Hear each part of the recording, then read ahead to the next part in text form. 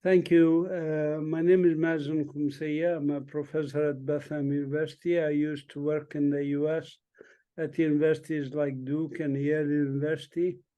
I gave up that good life, came back to Palestine in 2008, where my wife and I started this Palestine Institute for Biodiversity and Sustainability. It's an institute to ensure sustainability for human and natural communities.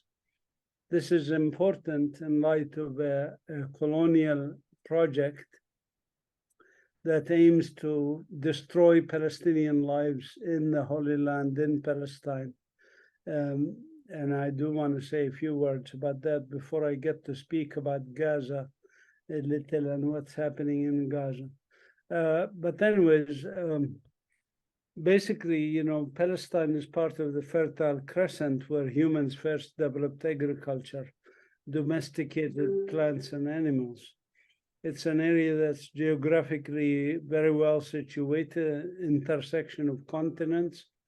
Even humans migrated out of Africa through Palestine. That's why it is very rich in both natural and cultural heritage.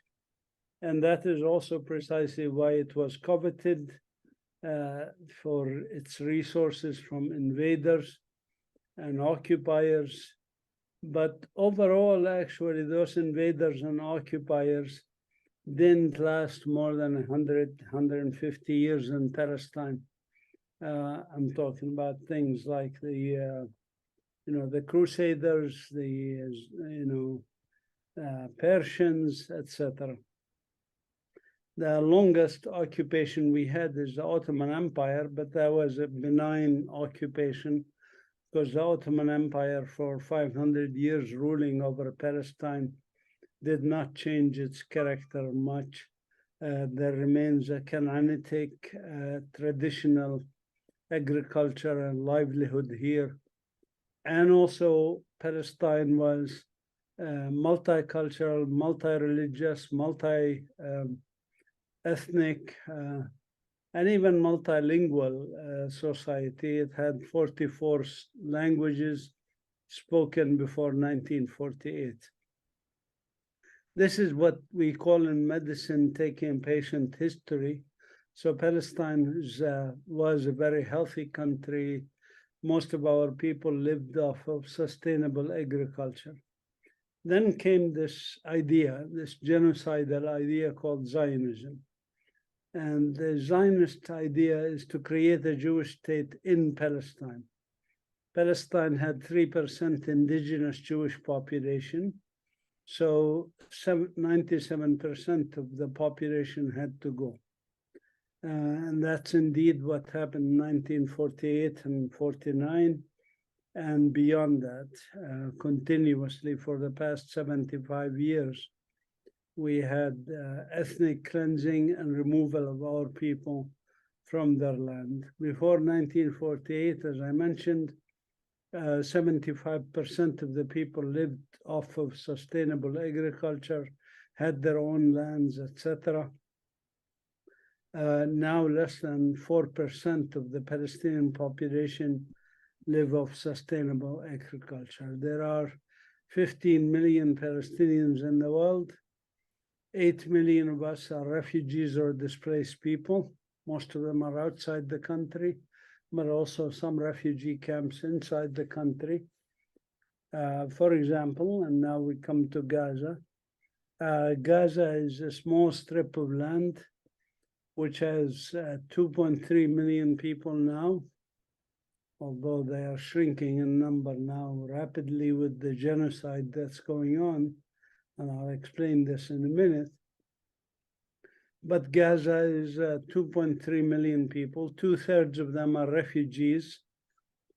And they could literally look over the fences of this concentration camp that they live in, called the Gaza Strip, because it's like a strip of land that's no bigger than 200 square miles. 240, I think, square miles. And this strip of land is home to a lot of refugees who could literally see their land across the fence on the other side. Land that was stolen from them in 1948 and reshaped to fit the Zionist colonizers. So, for example, Ascalon, a Palestinian flourishing city before 1948, became the Jewish-only Ashkelon. The village of Najd, Palestinian village, before 1948, with a prosperous community, became Sderot, which you heard about as one of the towns that rockets fly into. So these are all communities that used to be Palestinian and were taken from these people, and they were squeezed into that concentration camp or ghetto or Bantustan called the Gaza Strip. Of course, the West Bank is not too much better. We have our own cantons here. Before I get to speak about Gaza more, I want to mention that basically Palestinians who remain between the river and the sea, we're talking about 7.3 million Palestinians.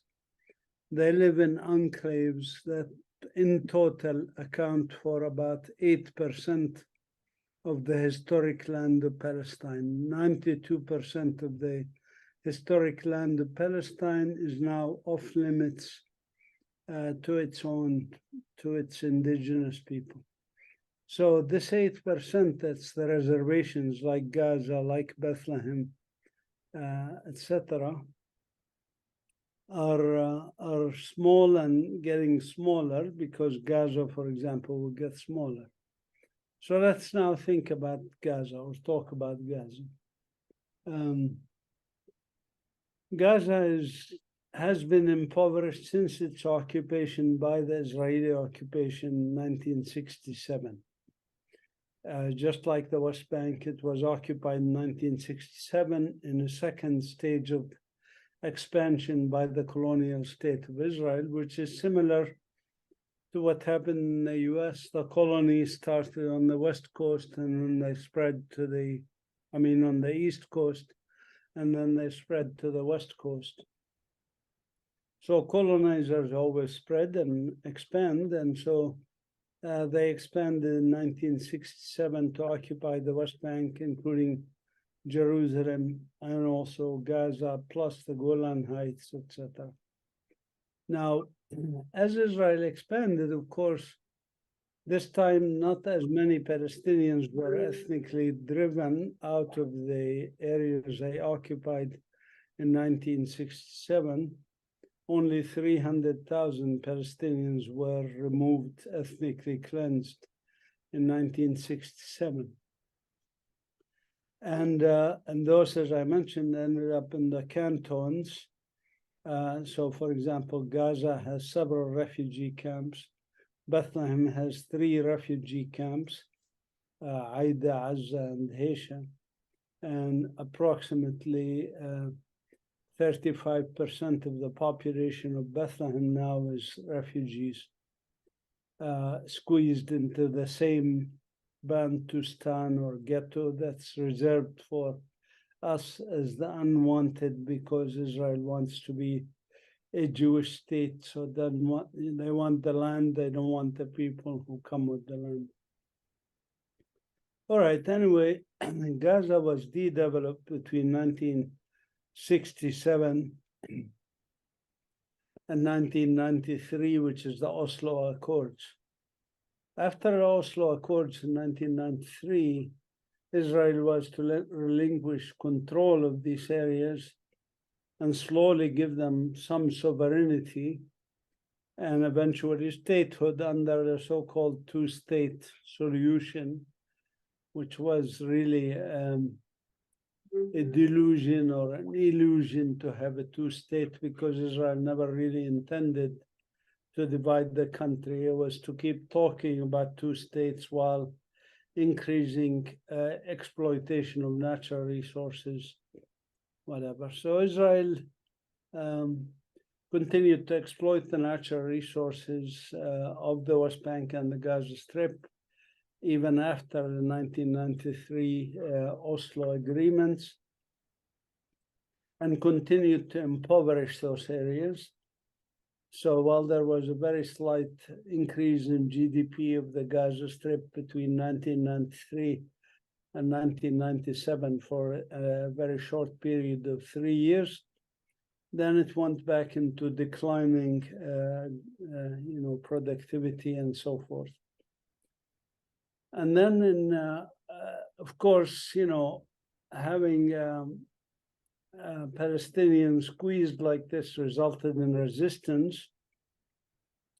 And like any colonized people, they have a right, according to international law, to resist oppression by any means they choose.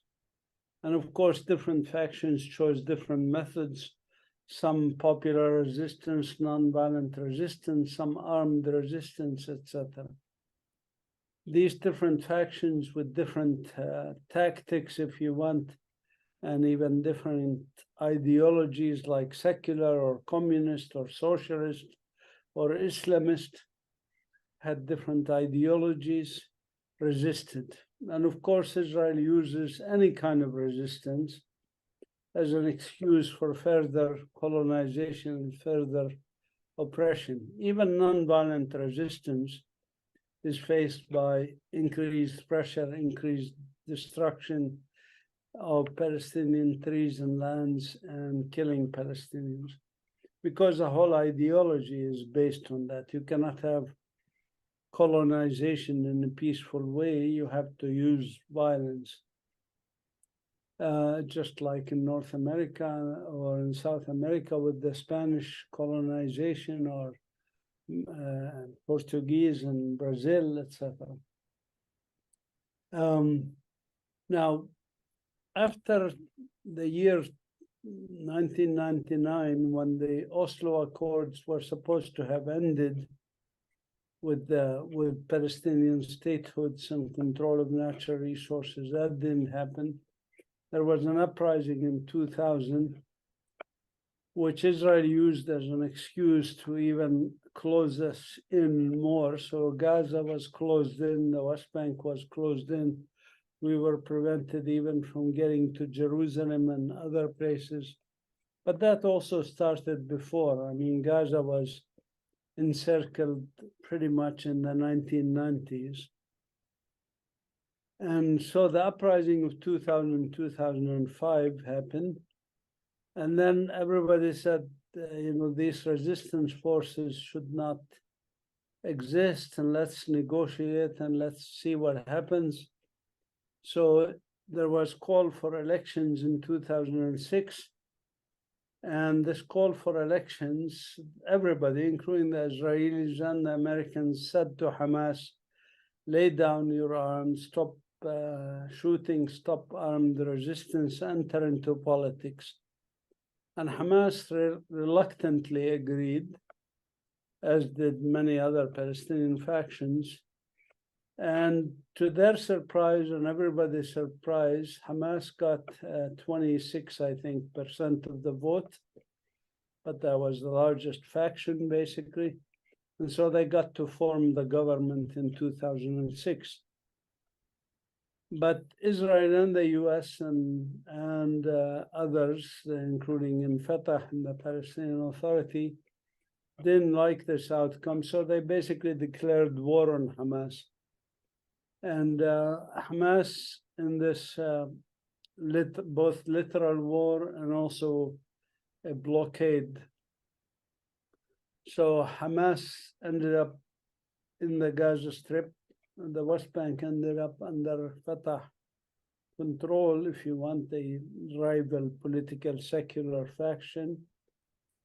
And from 2006 until today, the Gaza Strip was basically made into what some people called open air prison, but I don't like to use that terminology. I think a better terminology is a concentration camp.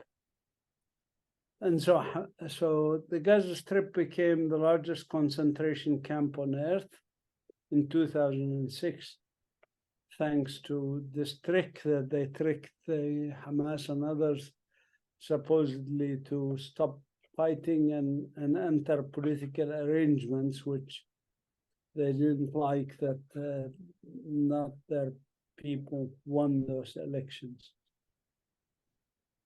But what is the ramifications of this? From 2016 is Israel prevented hundreds of items, list of items that are not allowed into Gaza, what they call supposedly dual use items. For example, paint is considered dual use item.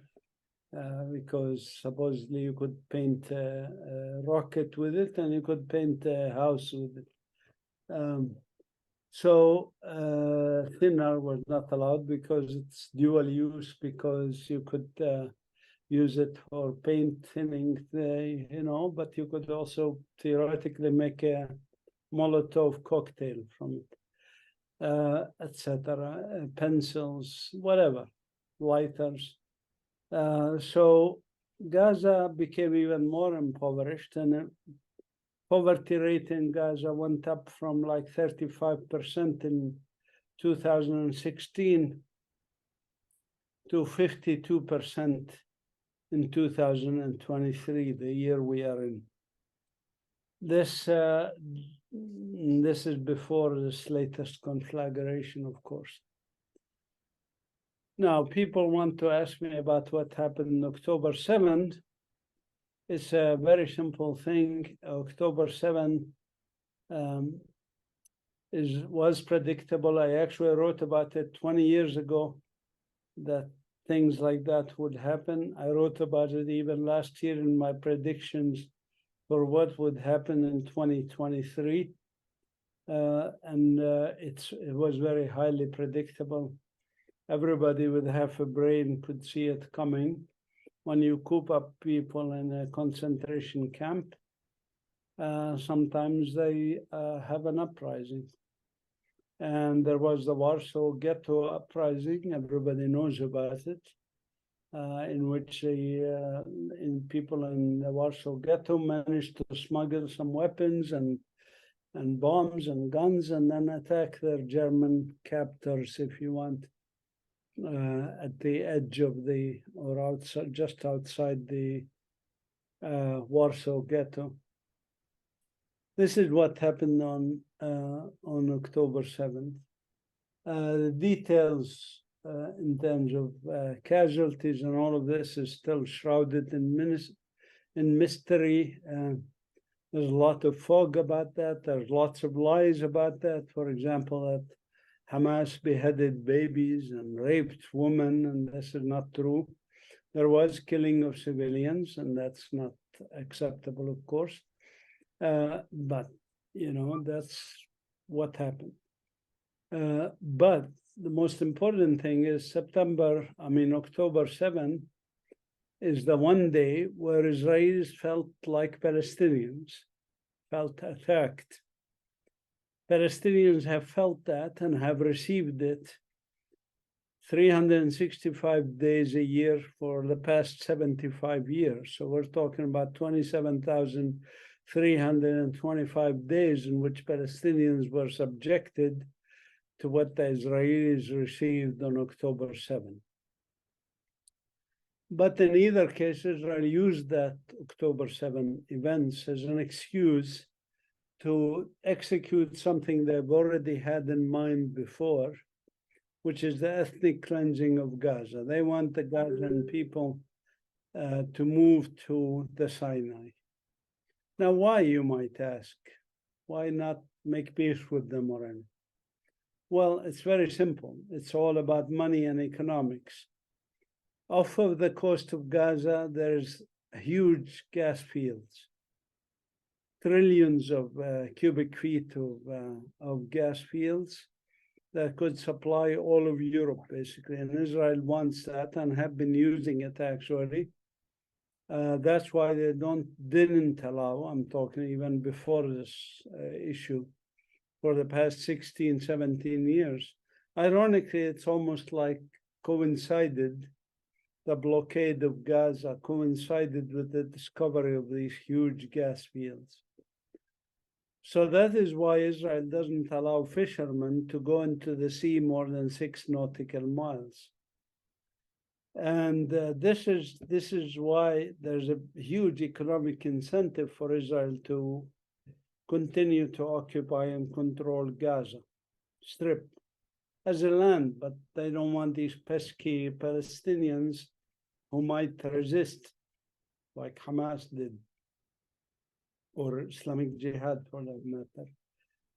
They also had this plan for a rival canal that stretches from Eilat to the Mediterranean, rival to the Suez Canal, that could rake in $6 billion a year in revenue for the state of Israel if they succeed in building it. But they certainly don't want a canal that comes into the Gaza Strip and that Gaza people can sabotage it or whatever. So that's why there was a plan long before these events this past month in October to basically ethnically cleanse at least the northern part of Gaza. And if you notice, that's precisely what happened. Israel ordered the people in the northern part of Gaza to leave at the risk of killing everybody who remains there. They actually told them, everybody with the flyers, they said, everybody who remains in North Gaza will be considered a terrorist and will be killed. That's 1.4 million people. Now, as we speak, I don't know the number of people who moved to the south, but it's estimated to be close to 1 million people that have moved out of their areas in the north, maybe 900,000. But Israel is bombing both north, south, roads, even they bombed convoys going from the north to the south. There's no place in Gaza that is safe. Now, why are they doing this? And here it's very important to realize the bombing that Israel does is what they call terror bombing. And Israeli leaders explain this is like terror bombing of Dresden or Hiroshima and Nagasaki, that the civilians are fair game. And I could send you quote after quote of Israeli leaders saying that civilians are basically fair target, including the Israeli president, the Minister of Defense, who called the Palestinians human animals, they should be wiped out. This is what the way colonizers think anyway, is to destroy this. So Israel is targeting civilians in a genocide. The evidence of this, number one, their own statements. Number two, the targets themselves. Residential buildings, hospitals, schools, ambulances, firefighters even. They didn't leave anybody. Even people queuing up at bakeries were bombed. You cannot claim a bakery is a place of Hamas. It is a genocide because the targets are obviously that. The third source of evidence is about the victims themselves.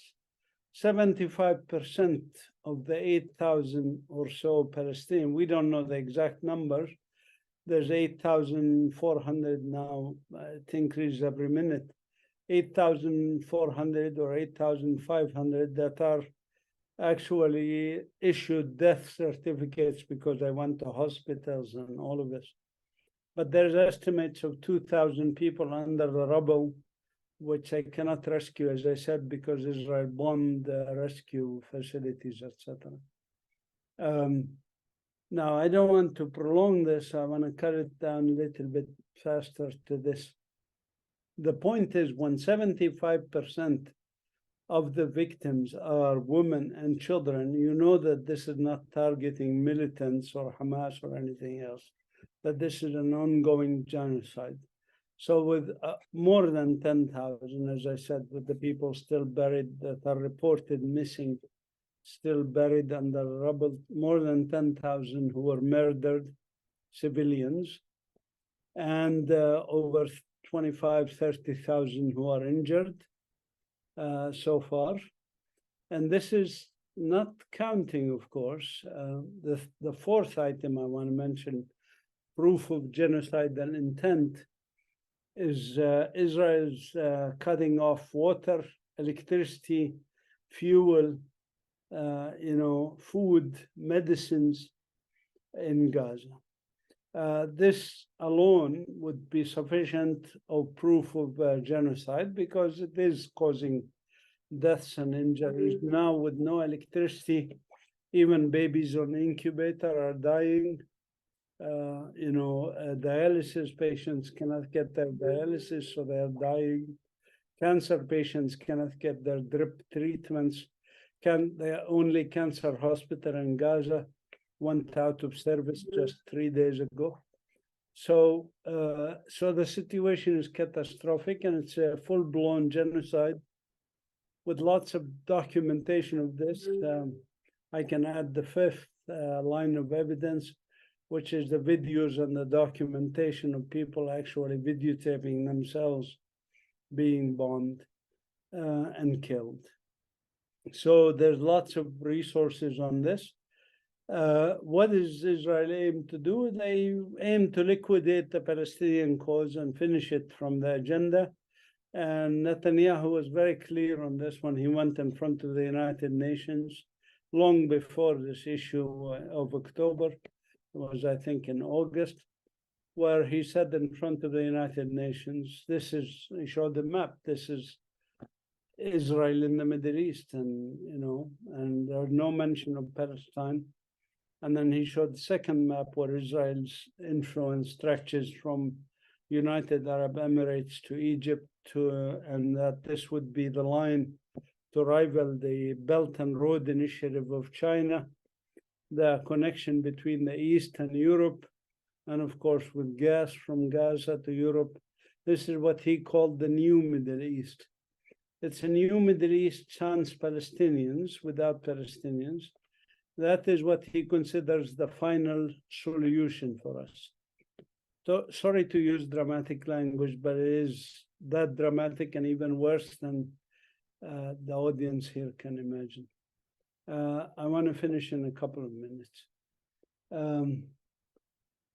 Basically, this is very, very important because the US government and the Western governments are standing with this genocide, not just by words, but by actual deeds, by actual supporting, giving Israel, replenishing their bombs that are used to kill civilians. And there's a bill in front of Congress now for $14.8 billion more for the state of Israel, which gets from US taxpayers, by the way, more than now, as we speak. Israel gets more tax money per capita than American states, than US states per capita.